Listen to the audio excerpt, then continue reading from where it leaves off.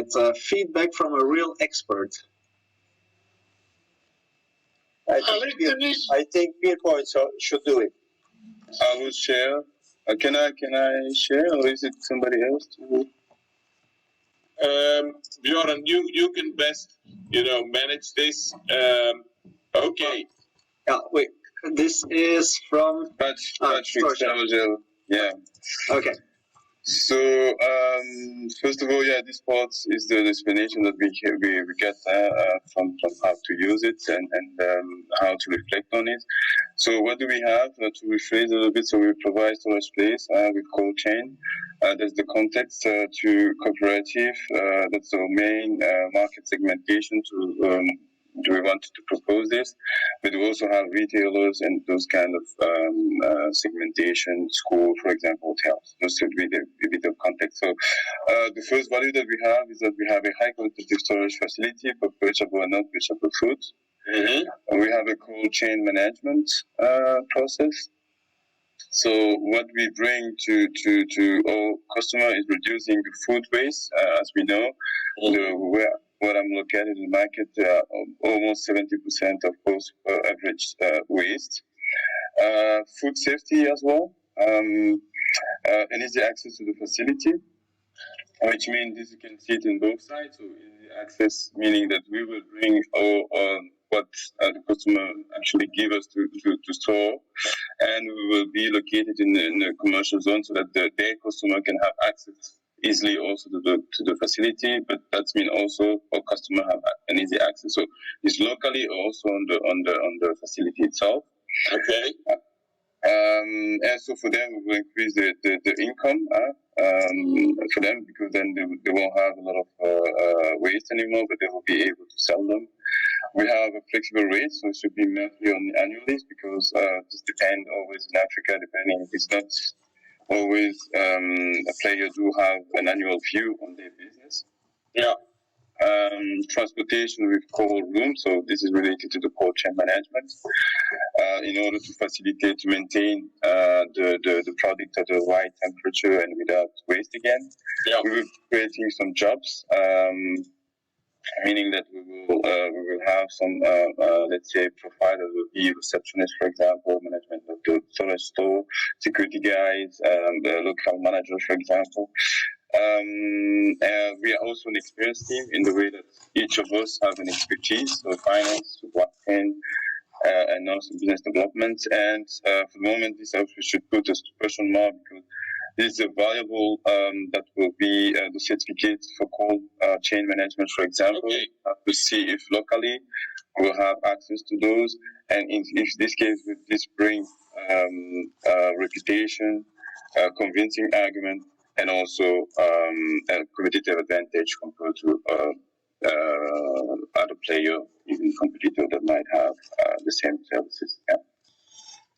Okay, interesting. I see a combination of qualitative and quantifiable elements. Mm-hmm. I see, a number of, relevant benefits. A benefit, of course, needs to be relevant, needs to be useful, and of course, needs to be attractive to the people that you intend to target with that. Okay. So that contains a number of interesting things. Now, when you say reducing of food waste, can you tell me with how much? Is that 5%? Is that 10%? Or is it difficult, to quantify this? We know from research, from market research, that there are 20 more, can be close to 70% for some agriculture, for at least for post-beverage, so they can be waste so much. So the objective will be, we intend to reduce it by, let's say, 10 to 20%. So meaning that will be an advantage to them, at least 50% additional product that they will have thrown away, they will be able to sell it, which is a big advantage. Okay, the next step, excellent. The next step then, of course, is what does that mean in terms of money? In terms of, revenue that is recuperated, revenue that, can still be generated? Is it possible to put an amount on that, on a daily basis, on a weekly basis in general? At this point, we won't be able to do that, but yes, it might be a next step to do is evaluate it. Might be also product by product, so it will be more easy to do. Yeah. So that we can evaluate it. I mentioned it as a viewpoint if we can evaluate it. But one question then, so you take the price, the amount of product that will be lost, and then you calculate the actual benefits from it. Yeah. Indeed, yeah. Because there is a negative finance, of course. That is the food that you need to throw away. You paid for it and you don't get any money, so there is a certain loss that you can calculate, and then since you can keep it through the storage facility, through the cold chain, of course, then you can say, I don't have to throw it away, so I can, monetize it by selling it anyway. So I think there is a financial equation to be made, and of course, your solution will have a certain cost. And then, your customers, they will probably make the calculation in terms of return on investment. When they buy your solution, then of course they need to be aware of how much, cost reduction it brings for them and how much, revenue recuperation it brings for them. And then, you can say this solution brings financial value to you. Mm-hmm. And customers usually, when you talk money, it's not just, a general sense of money, but they, want to know how much is that in hard currency, either a percentage or, a certain average amount. So yeah.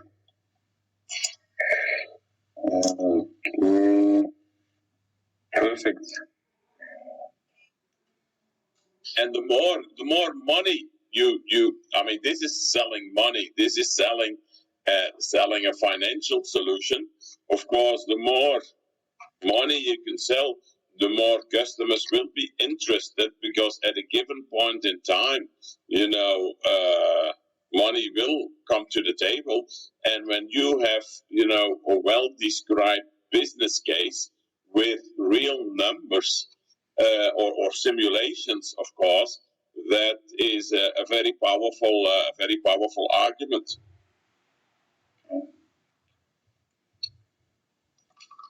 Okay, Jan, can we do one more? Yes, of course. Yeah. Daniel? I will stop sharing. Yeah, please, yeah. Daniel, if you are ready. So Daniel from Grenier des Saveurs. Yes, I am. Sorry, my mic was muted. Concerning our value proposition, we propose unique recipes, blends of mixed urban spices, and as well they are 100% natural. And the fact that they are local, seasoned herb, it will really capture the attention of our local customer, and they'll be very much accessible and affordable, because we are intending to go into the local markets and in every neighborhood where it is very near accessible to all the homes. And we as well can propose customized products to restaurants and all who have their own kind of recipe, so we can adapt just some recipe for them and make it with customers for them. And we also intend to work on having the label bio and have a fair trade product. And the fact that we're working directly with the farmers and are the one taking the transformation of the seeds and blends on our own self, it makes the chain short. So our products are very traceable and all, and it will also create in the communities, it help, just like the one who was before me was saying, it helps them that they will not be wasting their product. Yeah. So it will improve their incomes, and also the fact we're planning to work with a sales team, young sales team, to send them out to make our product to be known. So among the youth, also we'll empower the youth as well as we're going to empower the farmers. So yeah, basically. Yeah. Okay. Thank you very much. Very interesting. Now I have a few things to say here. When we talk about value and we start from tangible products, and I guess you know that your product is quite tangible, is quite a physical product. You know, we also make a distinction between intrinsic value, extrinsic value, and strategic value. So those are three levels of value creation. When we talk about intrinsic value, that of course has to do with the content of the product itself. Yeah, when I read unique blends of mixed herbs and spices, that is intrinsic. When I read 100% natural, that is also natural. When I look at local seeds and herbs, you know, that is very much intrinsic. That has to do with, you know, the quality of the product as such. The second dimension is the extrinsic. And the extrinsic, that means, you know, what does it mean for the customer, or what does it create? When you say it is accessible and affordable, you know, that is more of an extrinsic value, because it relates to users or customers. When you say customized products, that also, you know, has to do with how it is externalized, how it is brought to the market. I think bio is intrinsic. I think fair trade is something that can be used in an extrinsic way, in the sense that that is, you know, a powerful marketing aspect, because you know that creates a positive expectation within a certain community of users. When you say a short chain, that is then of course also extrinsic. But when we look at job creation and empowering farmers and youth life, there we are at a higher level. And that is, I think, a strategic level. That is, you know, job creation. What does it mean? It means that, you know, in a given economic situation, it helps people to get a job, the salespeople, and also, you know, the people who create it, the people who farm it. For them also, it is something that is important. So I think this is a good example of value creation. At the intrinsic level, you know, the level of the product. Extrinsic, what it means for users, for customers. And then also it goes beyond that specific identity.